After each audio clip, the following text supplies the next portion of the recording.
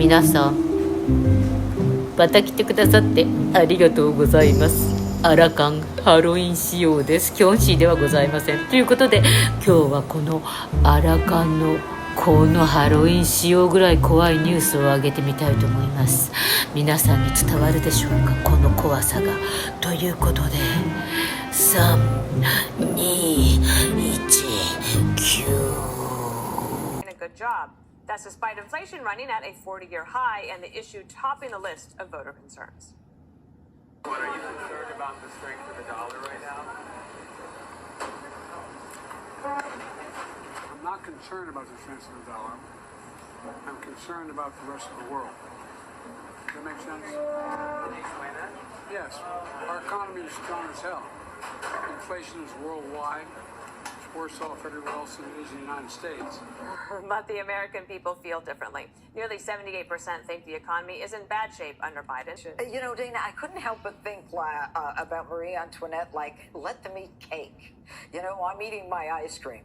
But, you know, the crazy part about this whole thing is as the president and Buttigieg talk about how great the economy is, your average American is sitting there trying to figure out whether they buy chicken this week or eggs this week or meat this week. And, you know, now the gas is going back up. How much do they have to plan for? Now that the winter's coming, how much do they have to plan to heat their house?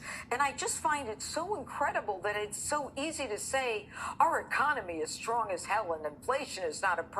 But I have this list of G20 countries. He says it's the rest of the world that's suffering. It's not the rest of the world.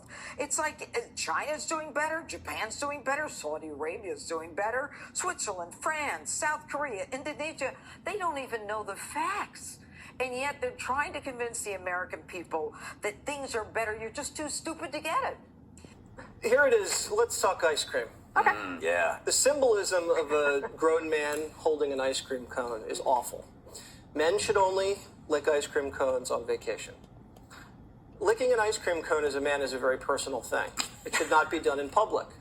He is on vacation. Maybe he's always on vacation, so I guess he can get away with it, but you're really exposed. Your tongue is out, you're licking something.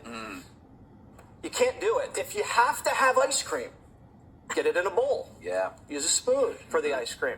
Hold anything. Hold a press conference. Patenate it in a bowl. Hold a meeting, yeah. You just poured it down his gullet in a bucket.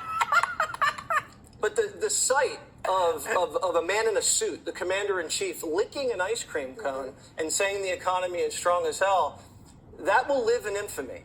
Like Dukakis in the tank? I was going to say, like, mission accomplished, Dana, but I'm sorry.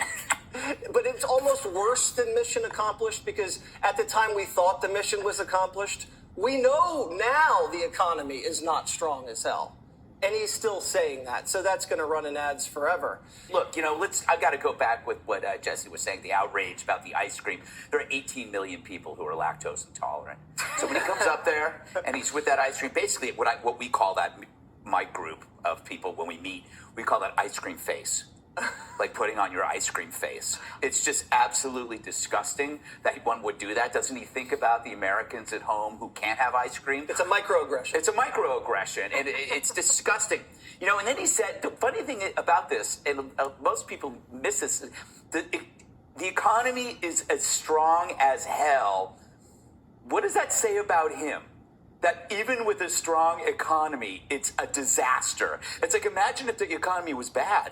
How bad could this be? But the fact is, it's the economy's going gangbusters. Then it's on him that everybody's suffering because you can't blame it on the economy. Why do we have inflation? Everyone loses an average of $34,000 in retirement. Is that what it was? We got a war where talking peace is worse than talking about nukes. The cost in human life to defend it all is amazing. Over 6 figures a year, over 100,000. Plus, you have crime. So you could argue that the Biden administration is the most expensive presidency in history. You're watching Americans die by the tens of thousands while he eats ice cream and offends me.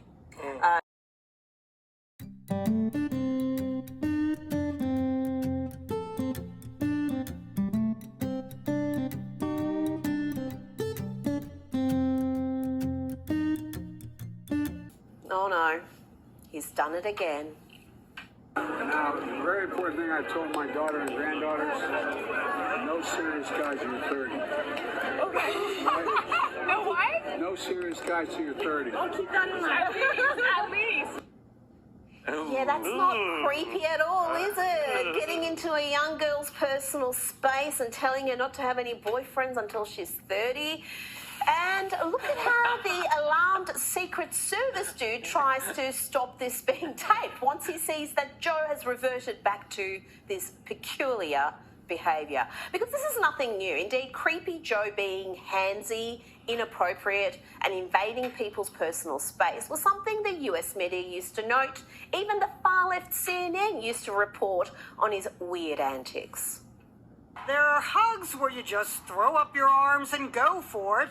And then there are hugs that keep going and going and going.